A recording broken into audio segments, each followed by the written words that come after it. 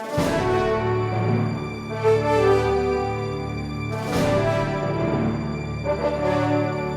an international student. I've lived in Romania all my life, and coming to Dartmouth was the first time I ever saw the United States. I remember the endless conversations I've had with my friends here at Dartmouth about race, religion, sexual orientation, grades, and careers, name it.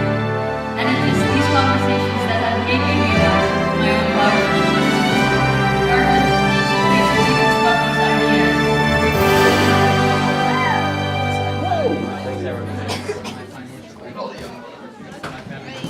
we discuss these ideas. Samson Occam never set foot on the Dartmouth College campus, but his name is everywhere. Occam Pond, Occam Ridge, Occam Commons, the Samson Occam Chair in Native American Studies.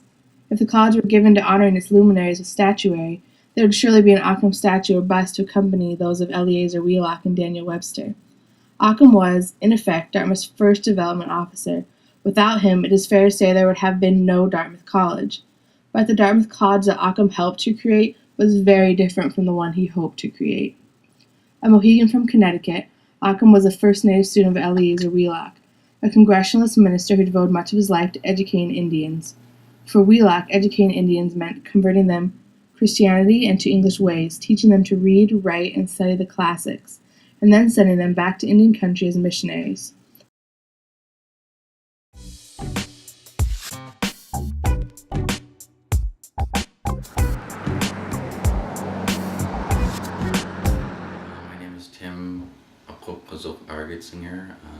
I'm from Anchorage, Alaska. I'm a Inupiat. My mom is from Deering, Alaska. And I'm a senior here at Dartmouth studying Native American Studies and Japanese. It's important because it's something that distinguishes a culture from all other cultures. And in the case of Alaska and America in general, Native people are the minority. We're a minority culture. Even within Alaska, there are 100,000 Alaska Natives and 600,000 non-Natives.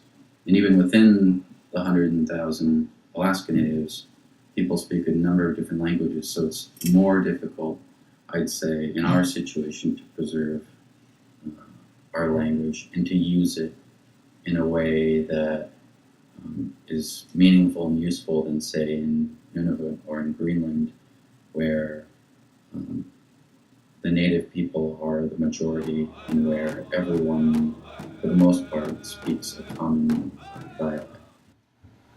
And the idea of America, I think, in general, has been to create a melting pot of people. So there's a reluctance on the part of the government to support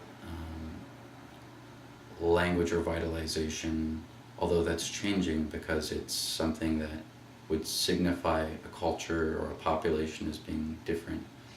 And it might inhibit our assimilation into the broader culture. So language is important because once it's gone, it's gone forever, and there's no way after a while of distinguishing yourselves as a people from the broader culture. And so you lose the meaning that is being an Indigenous person.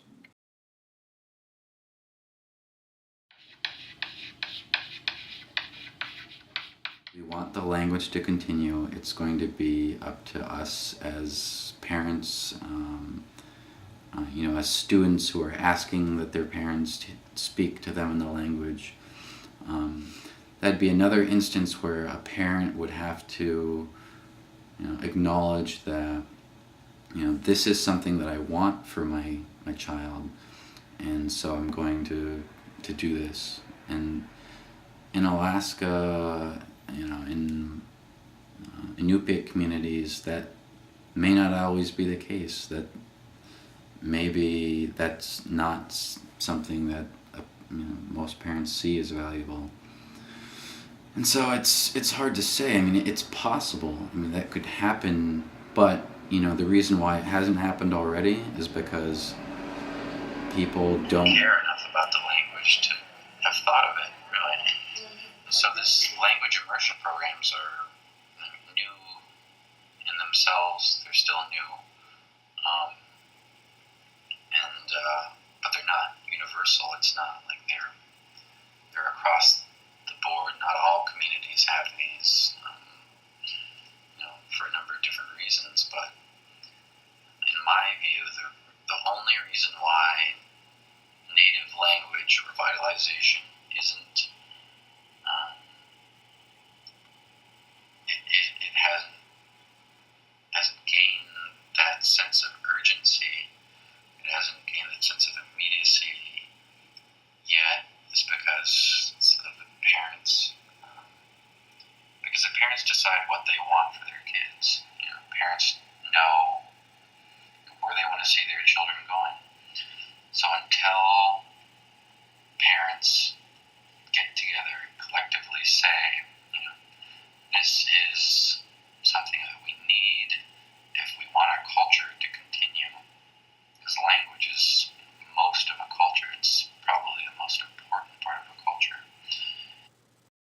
It depends on what you want. If you want the language to survive, it's going to have to become central to, your goal as a community. Forms things like dancing, and it's still what holds us together as a community. So whereas maybe language in Greenland, I don't know if this is completely accurate, is the foundation for the culture. Subsistence, hunting and fishing, being out on the land, whaling, our dances, the Arctic games that we still do, those are still, those are enormously important to us, and those might be the substitute for language right now.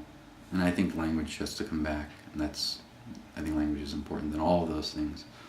But I think those are the things that are different in our societies.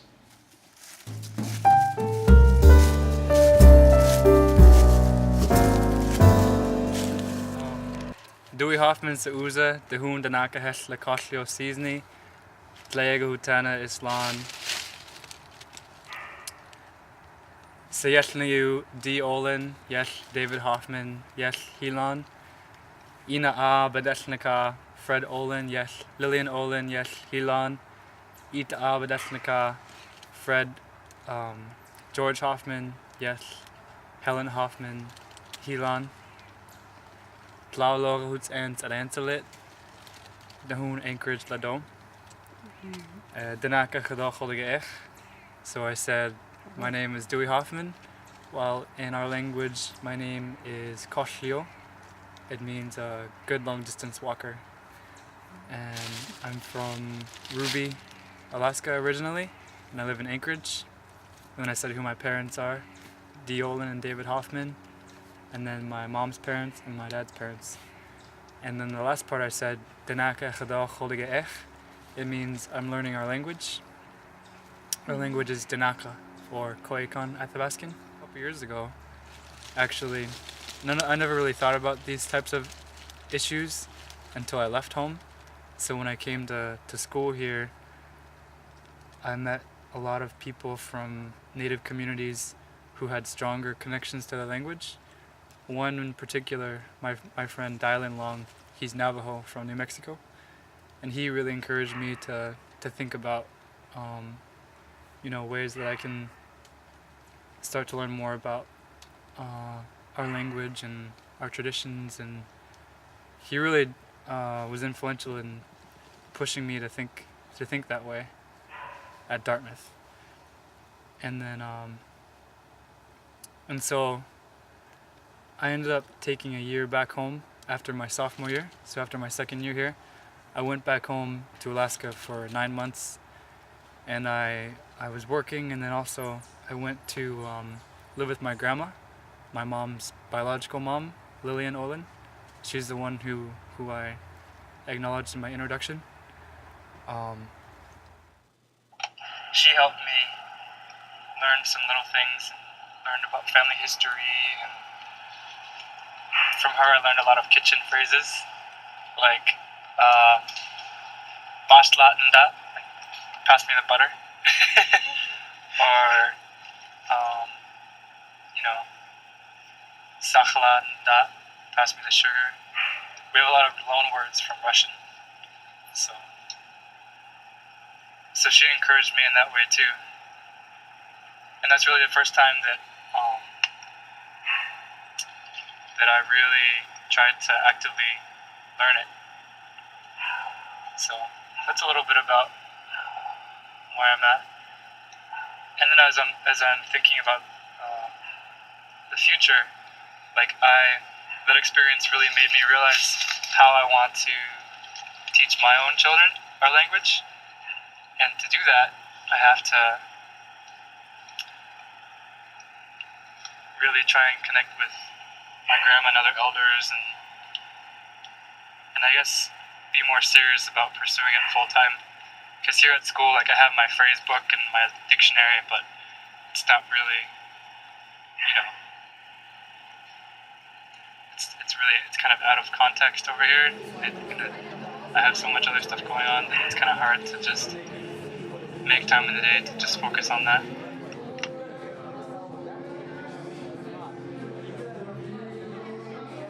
And when I went home and took a language class and then spent time with my grandma, initially I thought of doing it because it would make me more native and it would make me feel more legitimately native, I guess. But then as I thought about it more and as I talked to my family about it, I realized it was much more than that. It was me trying to learn more about who I am, and learning our language is a huge part of, obviously a huge part of our culture, because when we sing our songs or have any cultural gatherings and things like that, if you don't know what the words mean, or if you don't know the significance of certain important events, then it doesn't hold as much meaning. And so I realized that I do want to learn more songs and know what they mean, and then pass on that understanding to my kids and my nephews and younger people. This is a washing song, and it's not like wash your clothes washing song, but more like washing people at certain times of the year. Like in our culture, there are just times when you have to wash people, and you just wash their arms and their face and their hair. But the song goes, Hari Hari Ha Hori O Ho, Hari Hari Ha Hori O Ho. Also, Greenland, it's nice to learn what Inuit are doing over in that part of the world. And I think we have a lot to learn from each other. And I'm glad that you're here. It helps me think about what we can do to encourage language learning and encourage cultural programs so that our people can feel like they're strong in who they are and that they belong, and that outside standards of what's correct or what we need to pursue are not negatively influencing anymore our communities. When you think about promoting your language or passing it on, I like the word native language strengthening. I don't like the word preservation, because preservation means it's static and it's not evolving, and it makes me think of pickles.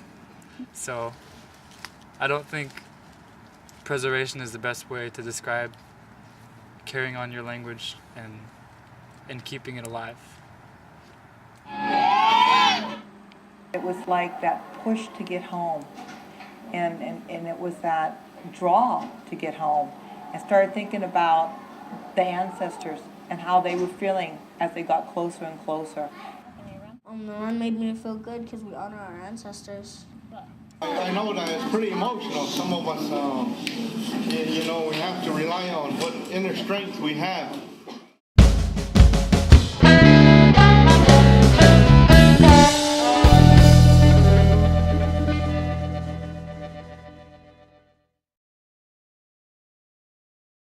Kayla in addition to cause. One blue scawi in addition to cause. It means hello, how are you, my friend? My name is Kayla, and my native name is White Eagle Woman. Peveshe, Moke Naheshve, Document Naheshve. And that just means good day. My Cheyenne name is Little Woman.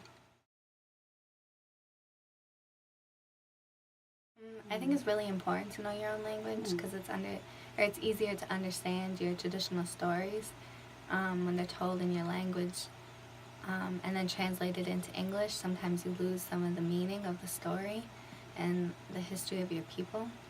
But I think now more and more people are speaking English and not their language, so I think it's really important to keep teaching it. I think through language, the worldview of the people is exposed, and that's really important because that's what makes you or your culture unique to you, is the way you see the world. So through language, that can be preserved. That's why when you translate the stories, you lose a lot of the meaning because you're not only translating in language, but you're also translating the meaning. And another thing is with my language, when linguists came in and tried to make it a written language so they could preserve it, they changed part of our language. So it's you learn it in a college. I mean, it is Ojibwe, but compared to the way that the elders speak, it's a different dialect, and there's a lot of different meanings, and they impose more English grammar in it, and we don't use a lot of that grammar, and we don't use a lot of tenses, but now they changed it, so they're incorporating things that we didn't normally use in our language, so our language is changing now. I've seen dictionaries, but each dictionary is kind of a little different depending on who wrote it and what view they were coming from, if they were inside and have always spoke the language, or if they were a linguist coming in and writing it down. But our language was meant to be oral, it wasn't meant to be written down. So we tend to not write our stories in our language. I have a sense of knowing that the land is what's important, and money will come and go, but land is what you need to hold on to because it's always going to be there. And after I went on the Fort Robinson run when I was a senior in high school, we learned about that event that was pivotal to my tribe's history and pivotal to the fact that we have a reservation now. When I came back home after going on the run and doing that for my ancestors and hearing all the stories, I had such a greater appreciation for the land. And I remember just taking the car and I went and drove through the hills, and I just parked and I cried because of what they did for that land. On this panel the other week, and it was about practicing your faith at Dartmouth, and basically I went up there and said that I'm not religious because I can't be, because our religions are so tied to home and tied to the land, that being away from those places, you can't carry out some of the practices that you should for a period in your life that you are, or just if you feel the need to pray somewhere. It's hard to do that here because you really only have your room. Like Kayla said, in developed places you don't have the natural areas, and especially for different tribes and the plants that are important to them, they only grow where their people are from. Mm-hmm. And when they think of those plants, they think of them being put there, the Creator put them there for their people, mm-hmm. and that's why they're at those lands, and that's why those plants are important to them. So when you're taken away from that, what was given to you by the Creator is far from you, and it's necessary for you to pray or to practice your religion.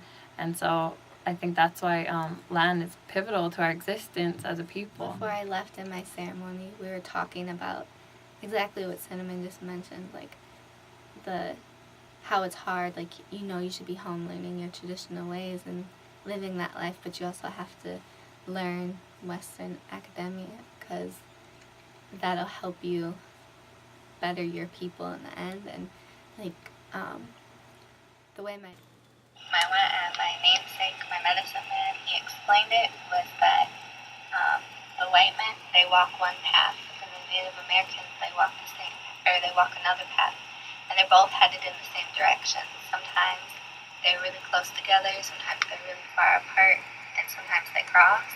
And he's like, you just have to remember that you're walking two paths, and you can't forget about one of the paths. You must always remember both paths, and in that way you'll help your people.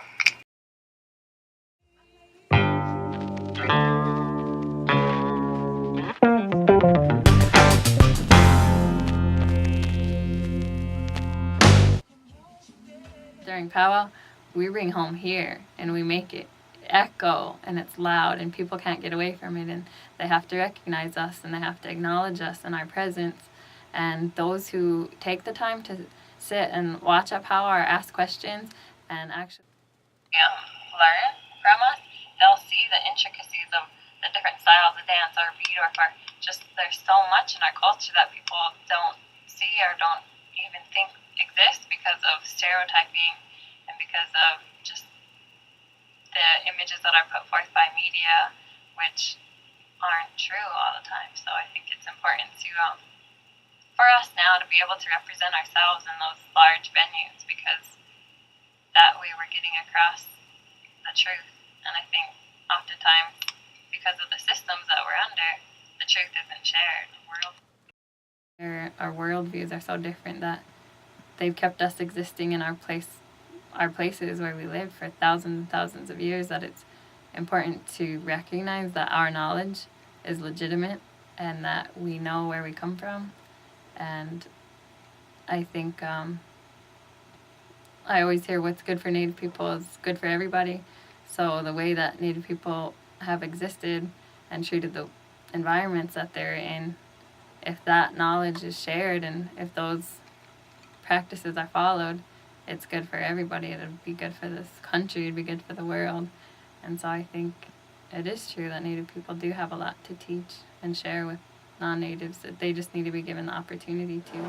I would like to do this and begin by using the power of feedback to unite us all.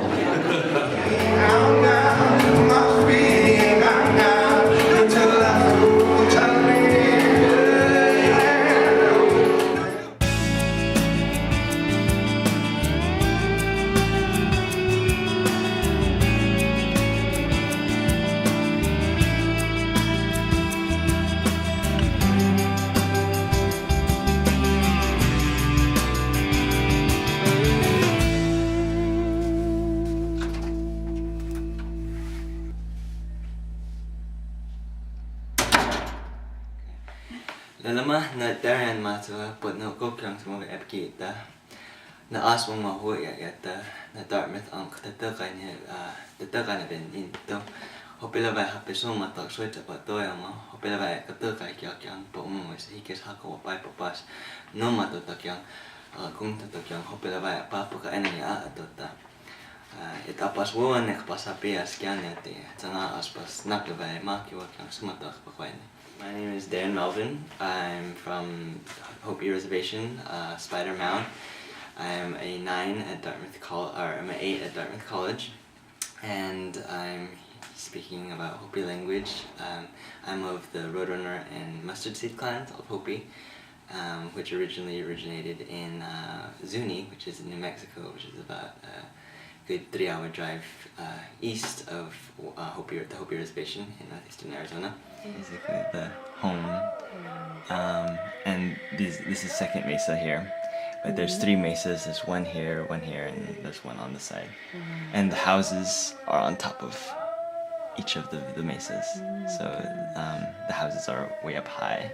We were brought up with the language, you know, taught to speak it at a very young age. It was very important, because a lot of the ceremonies that we do and a lot of the, cultural and ritualistic sort of practices that kind of have it, a lot of them, creation stories, learning your responsibilities, the origins of your clan, your entire identity is told to you through story, which most often is in Hopi. So, it was very, kind of imperative that you learn the Hopi language to kind of understand who you are. And, learning the language sort of helps you express yourself. These are one of the few dances that we allow non-natives in public to come and see. The others are not open to the public. So, I used to dance these. You used to dance? I used to dance these when I was younger. But with this, what is it there? What is it? Buffalo? Yeah, buffalo. Oh, okay, yeah, buffalo. It's a buffalo. So this is the buffalo dance. Hopi is a very cultural society, and there's ceremonies every single day of the year. Or supposed to be, and so to have influx of people, of tourism, and all different kinds of stuff, sort of counteracts that. Where it's sort of sometimes detrimental or disturbing to the ceremonies that are going on when you have all these outsiders in.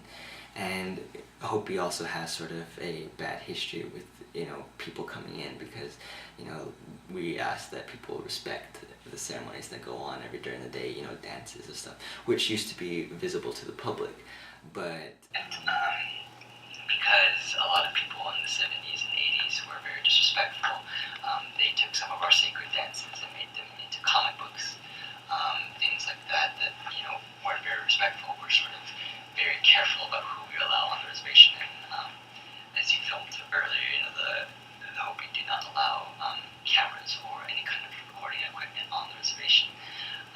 So we're very closed, but we also have, we sort of require people to come in so that we can make a little money that way. Because of economy, we were forced to compete on the same, for the same jobs, for the same sort of funding that we can get, so we can provide basic necessities for ourselves. And so that requires people to get an education and things like that. And so you sort of have to leave the reservation and leave this culture that you're trying to preserve at the same time. So a lot of it is because of economy, and you end up sort of commodifying your own culture. There's the sacred kazinas that we sell, the dolls and the arts and crafts. Originally those were very sacred items. Where you would never, in the old days, you would never sell something like that because it was sacred, because it was very important. But nowadays, the people, they carve a doll and they sell it for $100 or so, to a tourist, which you would never do. But in order to do, in the old days you would never do that, but nowadays you do it so that way you can get a little money. So in some ways it forces you to sort of commodify and sell these things that you would never otherwise, because it's out of necessity. In Hopi language, time is not linear. It's circular, so all things are now. So every decision you make, you don't just make for the now. You make it keeping in mind the future, people who are going to come, and you keep in mind people who have already been here. So you preserve it because of the good things that they preserve for you, your ancestors, and you preserve it so that way the people who come after you will have something to inherit and be proud of and take care of and respect and honor the same way that you're trying to do for them. You cannot separate a language of something from a culture, because the culture it's a reciprocal relationship, because the culture influences the language.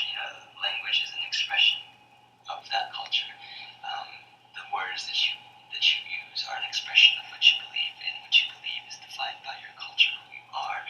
And so it's just vice versa. The words that you use to describe yourself and express who you are determined, by each other. Sort of, they are reciprocal, and so you cannot separate a language from a culture. In Hopi, Okatsit means the one who sits in the sky, which is our word for sort of God. In the Christian sense, when we translate part of the Bible for us, but we refuse to be converted, but they did it into Itanel Ovakatsit Epkatunka, the man who sits in the sky, of our Father who art in heaven, from that prayer. So yeah.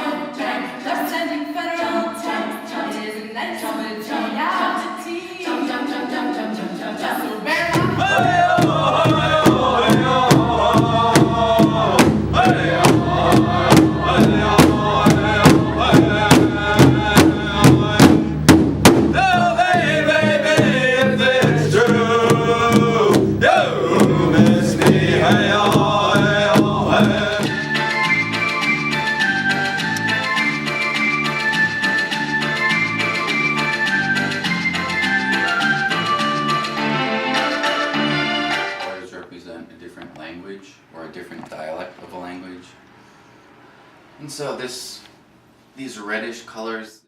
Like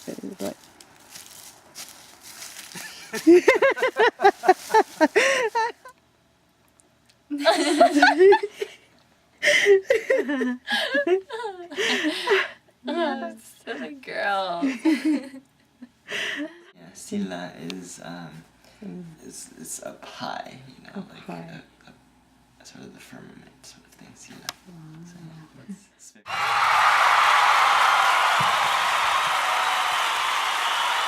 Oh!